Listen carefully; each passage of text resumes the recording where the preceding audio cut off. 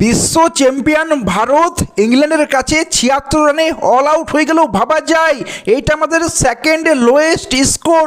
এর আগে ইন্ডিয়া যখন ৭৪ রানে অল আউট হয়েছিল সেই বছরটা ছিল ২০০৮ অস্ট্রেলিয়া মেলবোর্নে, সেইখানে আমরা ৭৪ রানে অল আউট হয়েছিলাম। আর আজ ২০২৬-এ আমরা ৭৬ রানে অল আউট হয়ে গেলাম ইংল্যান্ডের কাছে। আয়ারল্যান্ডের সাথে সিরিজটা হারলাম, ইংল্যান্ডের কাছেও সিরিজটা আমরা জিতবো না। শ্রেয়স আইয়ারের ক্যাপ্টেন্সিতে আজকের এই ম্যাচে আমাদের ভারত এত রেকর্ড করেছে, এত রেকর্ড ভেঙেছে, মানে ক্রিকেটের ইতিহাসে, আমাদের ভারতীয় টি-20 ক্রিকেটের ইতিহাসে প্রথমবার যে ১০০ রানের ওপরে হারলাম, প্রথমবার যে ৫টা টি-20 ম্যাচ আমরা জিতলাম না, প্রথমবার যে পাওয়ার প্লেতেই ৫ উইকেট হারালাম। এত রেকর্ড করলো আমাদের ভারতীয় টিম আজকে।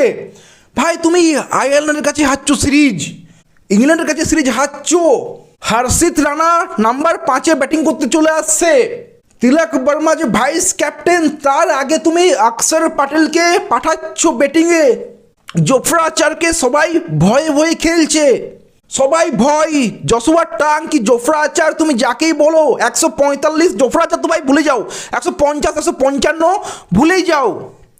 ইন্ডিয়ার প্রত্যেকটা ব্যাটসম্যান ভয় খেয়ে খেয়ে খেলেছে, এটাকে বলে ভয়, জোফরা আর্চারের ভয়। এটাই হচ্ছে ইংল্যান্ডের পিচ এবং ভারতীয় পিচের ডিফারেন্স।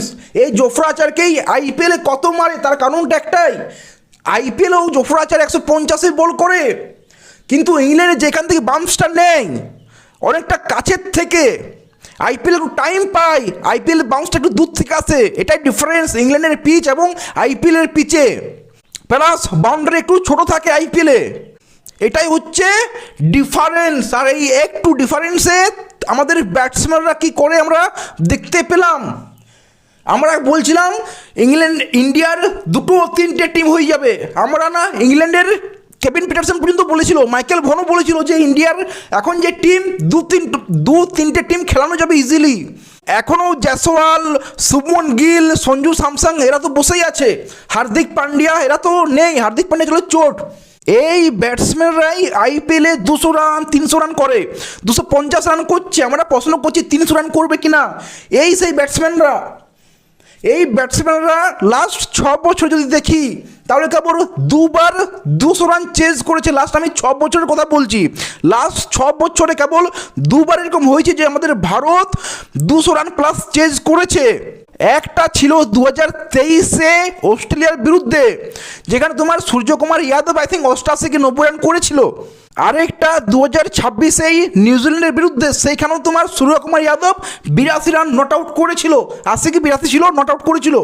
তো ভাই দুবার চেজ করেছো, দুবারেই সূর্যকুমার যাদবের জন্য, স্কাইয়ের জন্য চেজ করেছো ওই ২০০ রানটা। নাহলে এই ভারতীয় টিম, এই ভারতীয় ব্যাটসম্যানরাই যারা ২৫০ ২৭০ করে, সেই ভারতীয় টিমরাই আমরা ২০০ রান চেজ করতে পারিনি লাস্ট ৬ বছরের কথা বলছি আমরা। তিলক বর্মা আজকেও ১১ বলে ৩ রান করে আউট হয়। কে আউটটা করলো? একটা part time spinner Will Jacks. মানে এই পার্ট টাইমের স্পিনারগুলো তোমার তিলক বর্মা খেলতে পারছে না, কত স্ট্রাগল করে বুঝতে পারছো। তিলক বর্মা স্পিনারের বিরুদ্ধে স্ট্রাইক রেটটা রোটেট করতে পারে না, এটাই হচ্ছে তিলক বর্মা। অনেক তিলক বর্মার ফ্যান রেগে যায়, কমেন্ট সেকশনে অনেক কিছু বলে যখন আমি বলি যে তিলক বর্মা এই টি-20 দলে ডিজার্ভ করে না, কারণ স্পিনারের বিরুদ্ধে খুবই বাজে খেলে, খুবই বাজে স্ট্রাইক রেট, খুবই বাজে সব কিছুই স্পিনারদের বিরুদ্ধে। সেটা আমরা আজকেও দেখতে পেলাম। একটা part time bowler Will Jacks, সে তাকে স্টেম আউট করে দিচ্ছে। ২০২৬-এ তিলক বর্মা স্পিনারের বিরুদ্ধে রেকর্ড দেখো, ৯৮টা বল খেলেছে, ৯০ রান করেছে, 4বার আউট হয়েছে, ২২-এর এভারেজ, ৯১ স্ট্রাইক রেট। আমি ২০২৬-এ স্পিনারের বিরুদ্ধে তিলক বর্মার রেকর্ড বলছি, মানে ৯৮ বলে ৯০ রান করেছে, ৯১ স্ট্রাইক রেট। যখন রেকর্ডগুলো বের করি তখন অনেক তিলক বর্মার ফ্যান রেগে যায় যে তিলক বর্মা এরকম কী করে বলছো, তুমি ক্রিকেট নিয়ে অনেক কিছুই বোঝো না।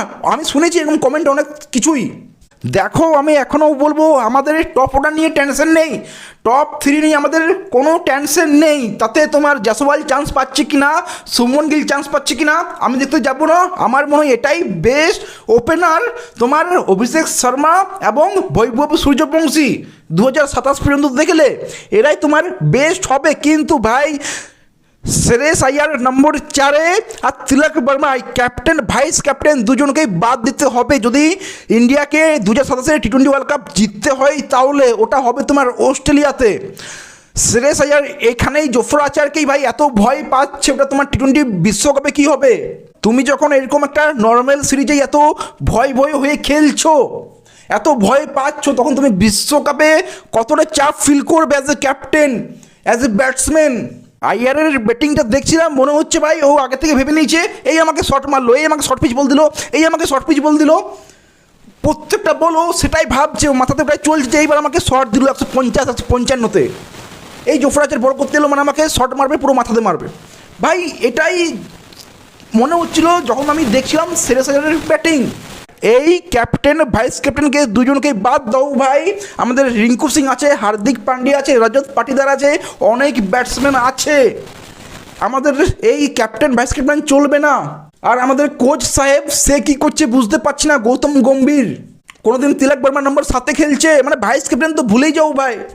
ওর আগে তোমার হর্ষিত রানা চলে আসছে পাওয়ার প্লেতে ব্যাটিং করতে, আরে পাওয়ার প্লেতে তুমি ব্যাটিং করতে আসতো, হর্ষিত রানা 15 ওভার খেলে 200 রান চেজ করবে। একজন 9 নম্বরের ব্যাটসম্যান, তুমি ওকে মানে ওকে পাওয়ার প্লেতে আসতে হচ্ছে ব্যাটিং করতে, তাকে 200 রান চেজ করতে হবে। ভাবা যায় মানে আমাদের ইন্ডিয়ার দল, এই দল নাকি আমাদের বিশ্ব চ্যাম্পিয়ন, এই দল আমাদের 2-3টে টিম হয়ে যাবে। আর অক্ষর প্যাটেল না ব্যাটিং করতে পারে, না বোলিং করতে পারে, না আইপিএলে পারফরমেন্স দিতে পারে, আইপিএলও পারফরমেন্স দিতে পারে না ভাই। তাহলে অক্ষর প্যাটেল কী করে চান্স পাচ্ছে? যদি শ্রেয়স আইয়ার একটা টিমের ক্যাপ্টেন হয়ে যায়, আমাদের ভারতীয় দলের ক্যাপ্টেন হয়ে যায় আইপিএলে পারফরমেন্স দিয়ে, তাহলে অক্ষর প্যাটেল কী করছে? তো ভাই আইপিএলেও পারফরমেন্স দিতে পারে না, না ব্যাটিংয়ে, না বোলিংয়ে, না ক্যাপ্টেন্সিতে। তাহলে ও ইন্ডিয়ার দলে কী করছে? কুণাল পান্ডিয়া কেন নেই? জাদেজা কেন নেই? জাদেজাকে তো ভাই এমনভাবে বাদ দিয়ে দেওয়া হলো যে মানে ওডিআই টি-20 সব কিছু থেকেই এমনভাবে বাদ দিয়ে দেওয়া হলো যে ওর নিয়ে কিছু বোঝাই গেল না সে কখন টিম থেকে বাদ হয়ে গেল।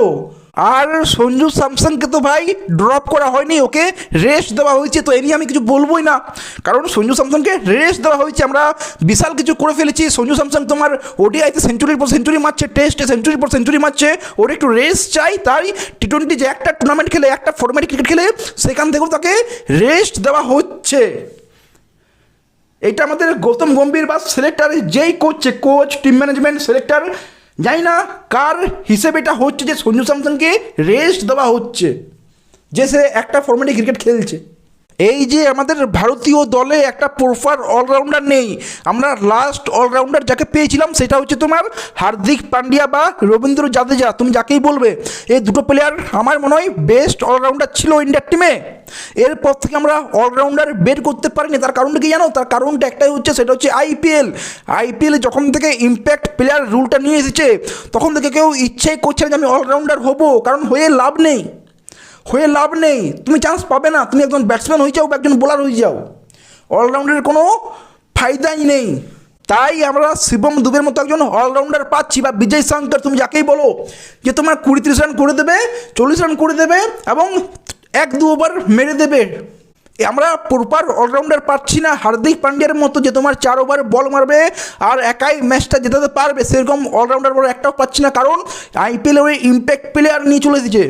দেখো ফাইনালি আমি এটাই বলবো, ক্যাপ্টেন ভাইস ক্যাপ্টেন এই দুজনকেই হাঁটাও, তার সাথে অক্ষর প্যাটেল, এই 3জনকেই হাঁটাও। আর আমাদের টপ 3-তে কোনো প্রবলেম নেই।